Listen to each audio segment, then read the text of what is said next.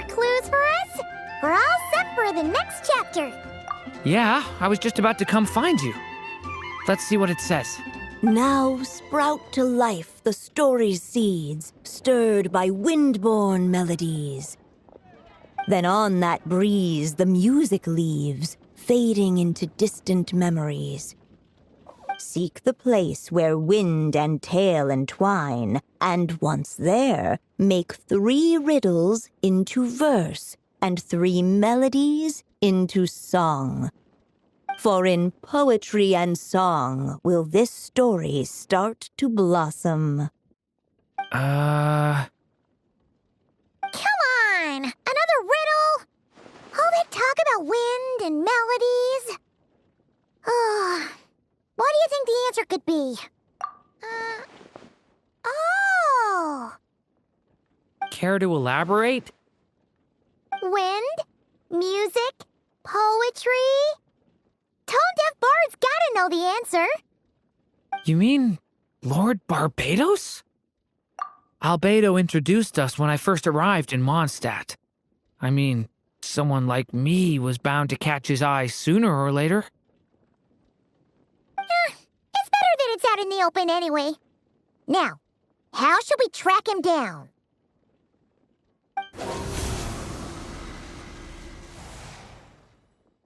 I'm pretty sure he's already caught wind of what's going on here. Why don't we just see where the wind takes us? Right. He definitely makes it easy to forget he's a real god sometimes.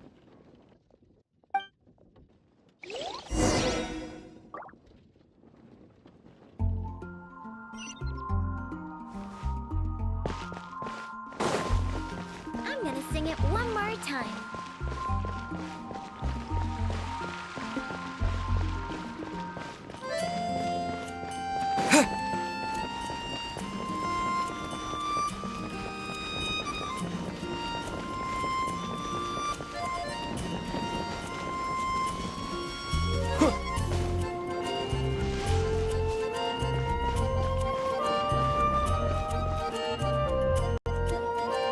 Traveler, Paimon! What a sight for sore eyes! And the little dragon from the fairy tale world. I heard your voices calling out to me on the wind. Something about needing help with a riddle? Sorry to disturb you, Lord Barbados. Disturb me? Not at all! To tell you the truth, I'm just as curious about this riddle as you are. Let me take a look.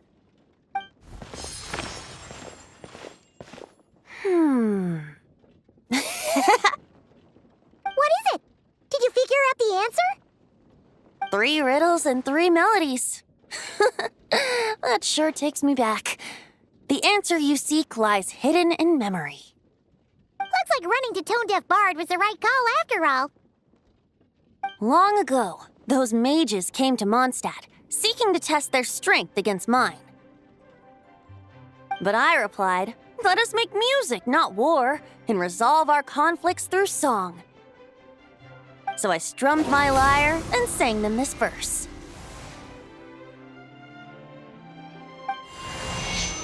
Oh wind, welcome now, my guests. Pass through verdant leaves unseen, where shape your formless self may take, and offer up a graceful scene, a fleeting gift for welcome's sake. Leap at the edge of a sea of clouds, where land meets sky and sky meets ground. There frighten off the noisy crowds and bring my guests a calm profound. Fly beneath the stars up high, where mortal noise is swept aside, that my dear guests with starry eyes may share the dreams they hold inside. Now go to where I vowed to keep a quiet spot for them to sleep. No clash, no contest bars the way, just tea and mirth to fill the day. There you have it, the 3 melodies. As for the answers to those 3 riddles, I trust you can guess them by now. The woods, the edge of a cliff, and the sky? Correct! Funnily enough, your mother was also the first to solve it, all that time ago. There must be some kind of special rapport between those who write stories and those who sing them. The woods, a cliff, and the sky. Oh! So that's where it is! I suppose the spot that answer points to is where you're headed next. You should know, after solving my riddle, the mages even accepted my proposal and made that location their official meeting spot. And going by what your book is suggesting, once you found it, you might want to try playing the melody I just shared with you. Guess you can be pretty reliable when it counts, huh? Great animal Archon? Thanks for the help, Lord Barbados. Still got questions for me, huh? Yeah, you must have read countless tales in your time, being a wandering bard and all. In your experience, why might an author consider a story unfinished? Unfinished? Well, I guess if there's something left to accomplish in the story, or, if the last line goes, "To be continued." Huh? Wow, your helpfulness lasted for like 1 second. In all seriousness, I would think the answer to that question lies in your mother's story itself. It's not my place to pry any further. All right then, we should get going.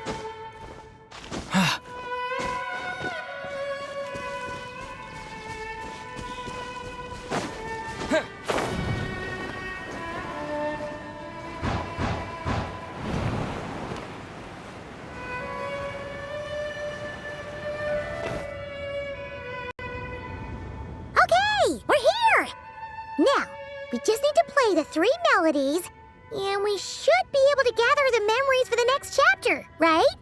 A musical performance? Huh. Out of all the things Miss Lisa has taught me, that's the one I'm worst at.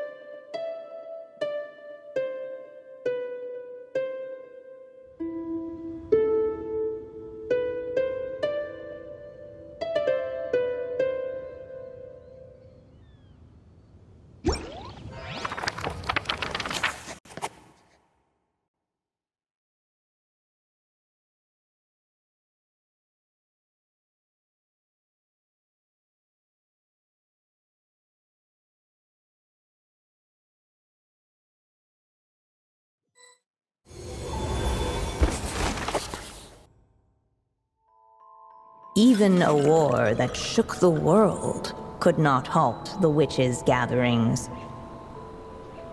Yet even so, with the passing of time, 3 of their teacups no longer came to be set. The witches did not linger long in sorrow, for the Story Witch had brought glad tidings of her own. Born was her dragon child, safe and sound. Her fellow witches offered up their blessings, eagerly debating how to celebrate the child's birth.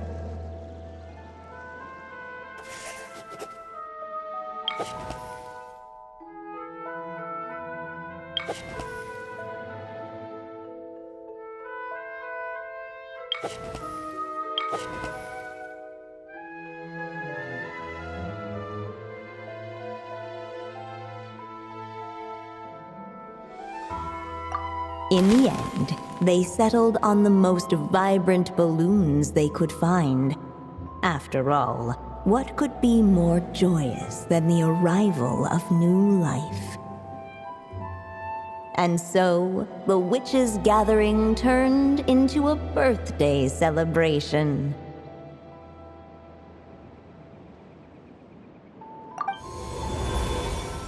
So, we're back in the story world, huh? As if from nowhere, new guests appeared at the witches' table. Perhaps they too had come to celebrate the dragon child's birthday. Yet while everyone else was busy thinking about what kind of gift to offer, these 3 seemed to have come empty-handed.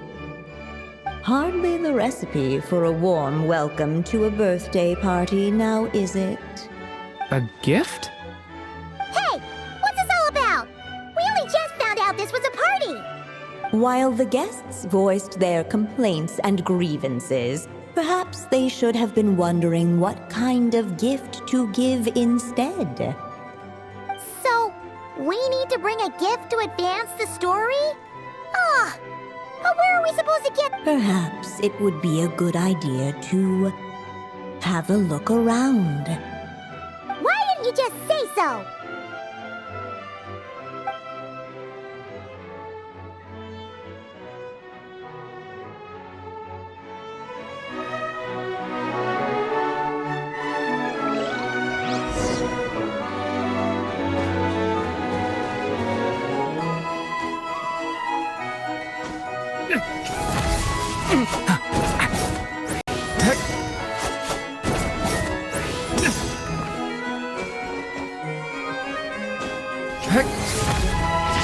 Watch out!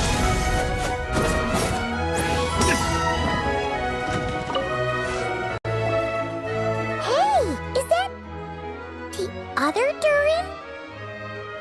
Hey, Mini Durin! Nope, no reaction. Seriously, did he doze off at his own birthday party? Brought to life by the witch's magic ink, the dragon child played with animated glee each time the tip of her pen danced across the page. Yet she could not spend all her time writing. For the upcoming witches' gathering, she had no choice but to set down her pen. But before doing so, she wrote one last line. So did the child drift off into blissful slumber. Huh, that's a bit convenient. Strange. I don't remember ever being at any of the mages' gatherings. When exactly was this birthday party supposed to have happened? No wonder you don't remember. From the looks of it, you were probably fast asleep at the time. The witches went on chatting away, ignoring the empty-handed guests.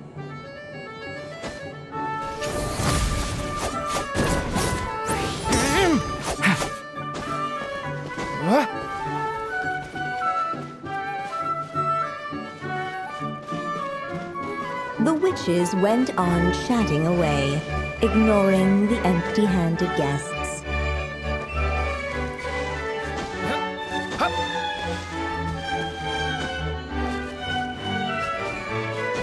No mark had been left on the page ahead. The group found themselves unable to move forward.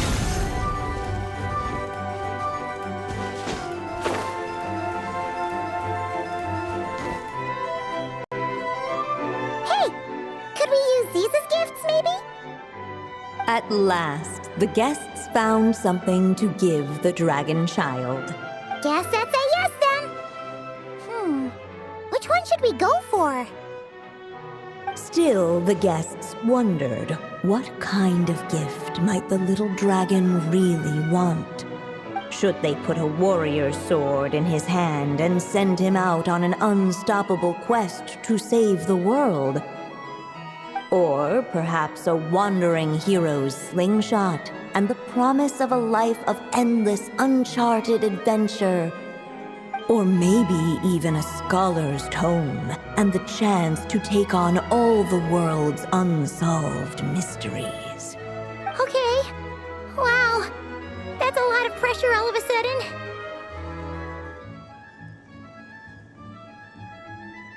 Oh yeah! Technically, we're actually picking a gift for you. So, which one would you prefer? You want me to choose? Wow, this feels kinda special. How come? For as long as I can remember, I've spent most of my time living in the stories my mother created. I always thought my mother had everything written out for me already, just like the toy figures in Constellation Metropole. What I wanted to do with my own future. That's something I've never really thought about. What did I want back then? This is the first time I've ever asked myself that question. Sounds like this is the perfect opportunity to answer it then. It's been a while since you left Simulanka, and after everything that's happened, it might be about time to start thinking about your future. Then let me give it some thought.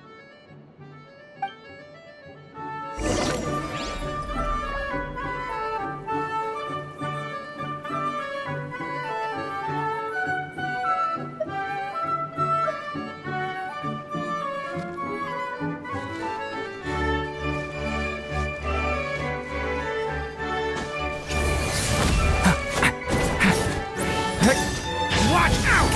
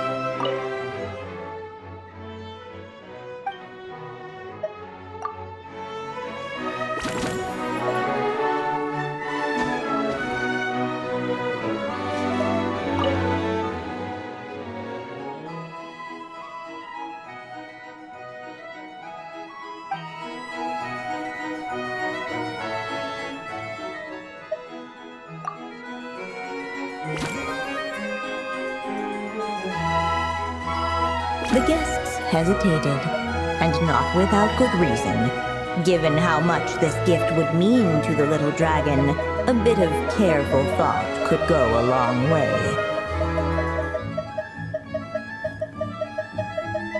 Each day is a new page.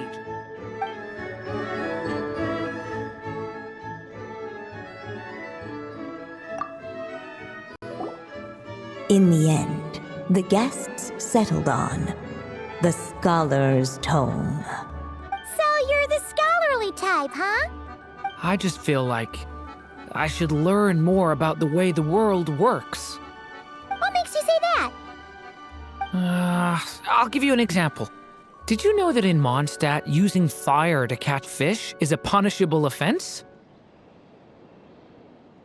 I thought she was just teaching me regular hunting techniques. It was only after Master Jean caught me and sent me to solitary confinement that I realized I'd misread the situation. So much of what's considered common knowledge in your world just wasn't in Simulanka. So I have to learn, or I'll keep causing trouble for everyone else. Paimon's not sure that counts as common knowledge.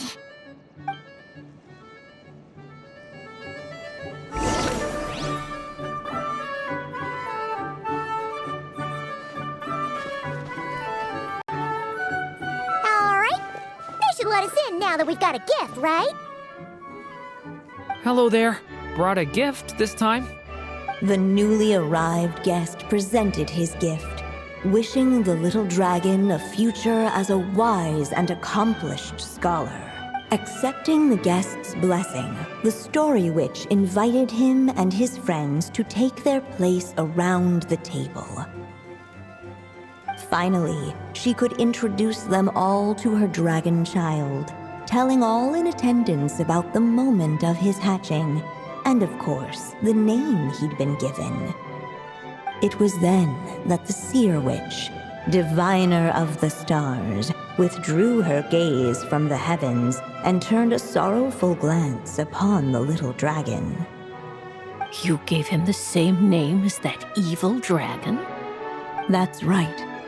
But the life I intend for him shall be very different. What folly, to love so blindly. For as you must know, a name is the mirror of destiny itself. He who bears an evil dragon's name must also inherit the fate of its previous owner. His fate has been foretold. Then I'll rewrite it. The witches at the table fell silent, for they knew the Seer Witch's words had never once proven wrong. Yet, just as clearly, they recognized the Story Witch's resolve, for there is scarce a force in this world more fearsome than a mother's love. At last, the Merry Witch stepped forward, dispelling the uneasy silence. So be it. Then we'll all lend a hand. Together, we shall rewrite this child's fate. You mean to defy one of the fundamental rules of this world? I refuse to be shackled by such rules. Besides, this is a witches' gathering, is it not? What could be more fitting a subject for this occasion than to defy them? Oh? Sounds like an interesting experiment. I suppose, were we to succeed in this endeavor, we might bring a touch of wonder to this otherwise dreary sky of stars. The Merry Witch finally talked them all round, just like she had done many times before. Warm and strong as the sun she was, so much so, in fact, that those who her light shined down upon had no choice but to bask in it. And so the witches readied their gifts, 3 marvels of the cosmos. For this child, I shall decipher the ravings of the heavens and lay bare before him the trickery of fate. For this child, I shall leave a formula powerful enough to unravel the very origins of this world, that he may seek another solution for the conundrum of his life. For this child, I shall call upon wondrous magic to make possible his impossible wish. All the Story Witch had was the pen in her hand, yet with the love that flowed from it, she resolved to bring forth a marvel of her own. For this child, I shall leave behind the last story I will ever write, and with it, a path to an ending yet untold. With the witch's blessings given and received, the little dragon's fate at last began to turn. In the midst of the dragon child's birthday celebration, the Seer Witch proclaimed her prophecy. The child had been given the evil dragon's name, and with it, the burden of its fate. But hearing this, the Story Witch vowed to rewrite it all, for such was her love and resolve. And so the other witches offered their gifts in turn, marvels as rare as any in the cosmos. Together, they sought to test one of the fundamental laws of this world, in part to support a mother's love, and in part to sate their own curiosity. Oh, and I almost forgot. Our new guests came bearing blessings of their own. Who knows? Perhaps this extra dash of wisdom might be all the little dragon needs to change his fate.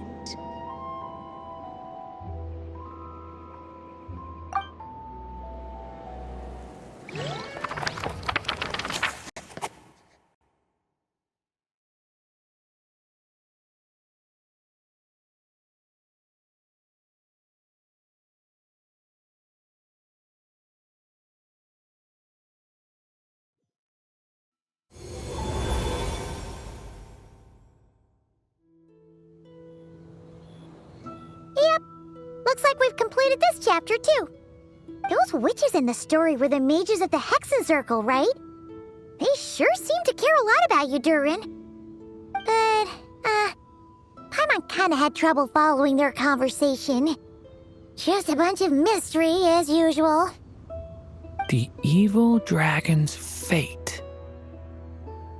Oh, is that what you're worried about? But didn't we already take care of that? Ah, the mages must have had a hand in that, too. Also, I was just thinking, which part of the story are we even meant to be completing? Oh, it feels less like we're filling in the gaps and more like we're adding something new altogether. But we use the ink, right?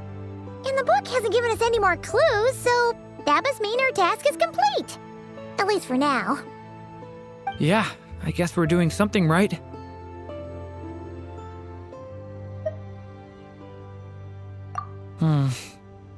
Maybe I'm overthinking things. It's just, this is my mother's final wish, so I don't want to mess it up. Anyway, thanks for all your help. I'll let you know as soon as the book reveals a hint about the next chapter.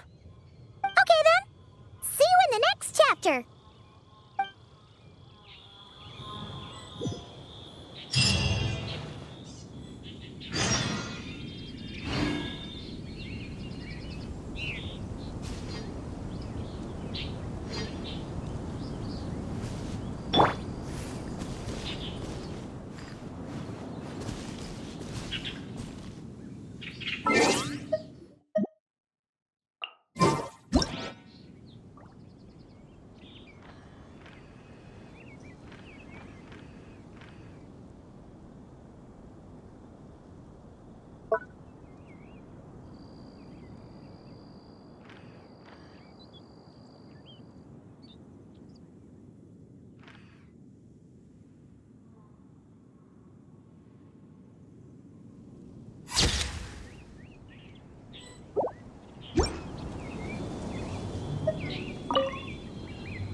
I think I'm gonna stick around, take my time reading through this book.